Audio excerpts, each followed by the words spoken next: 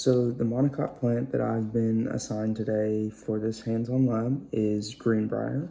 The common name of the plant is greenbrier. The standard scientific name is Smilax. I believe I'm saying that correctly. This is the standard name for all types of greenbrier. There's several specific types of greenbrier that share the Smilax name.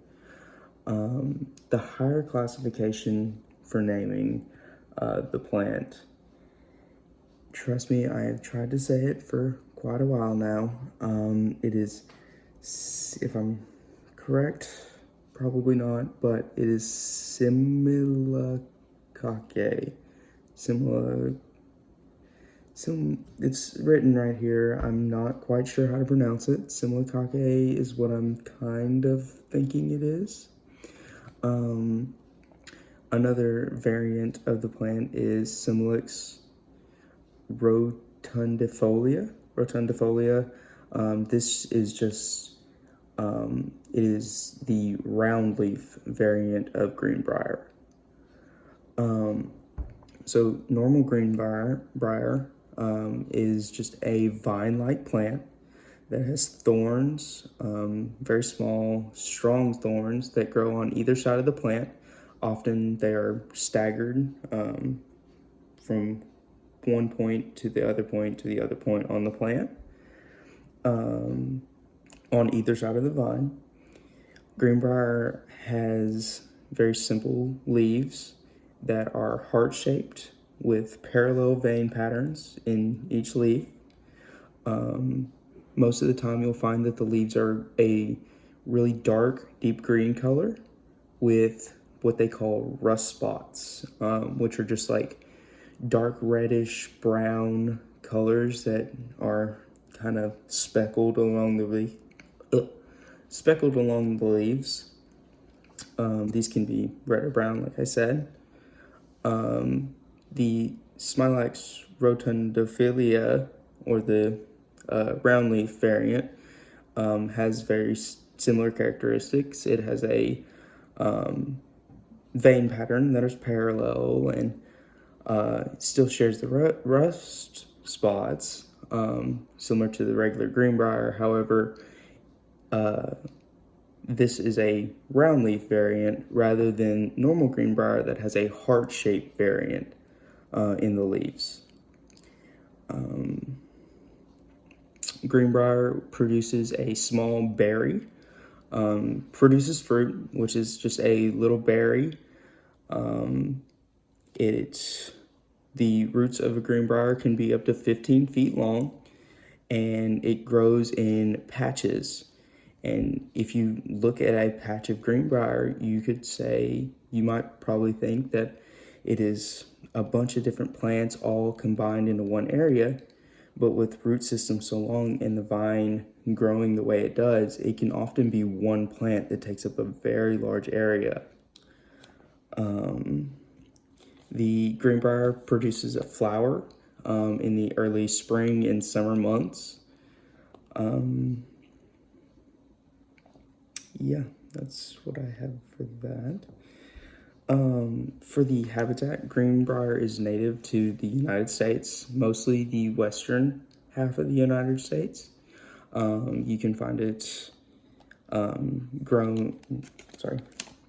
grown a lot here in the South. You can find it in forest, open clearings in those forests. You can find it in fields. It is even strong enough to be found in wetlands. It can survive in the very damp and wet climate of a wetland. And if you're like me, I have to deal with it quite often as I have it in my own backyard.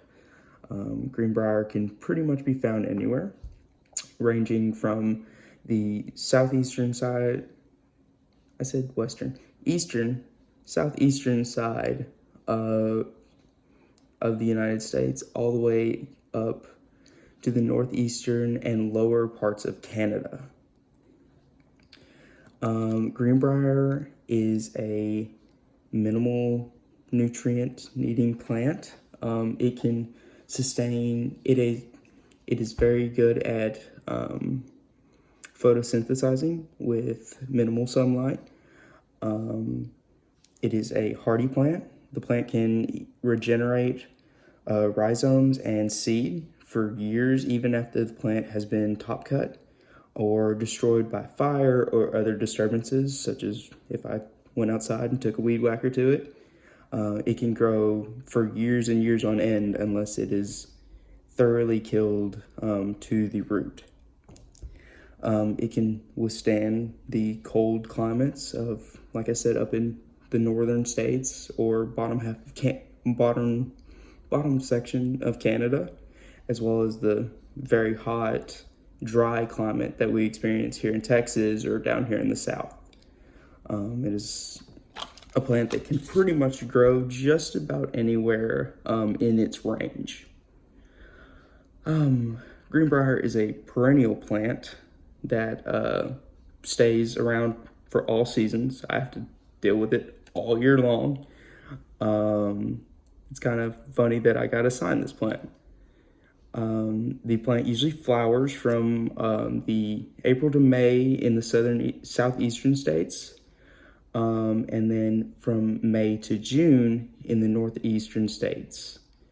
In the lower half of Canada, it usually takes to about June before it will flower, just because it needs the added heat and sunlight in order to flower, even though it's not found a lot of the time in the lower part of Canada.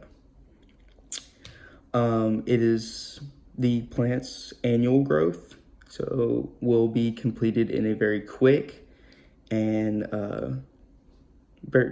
it will be completed in a quick time during the spring months.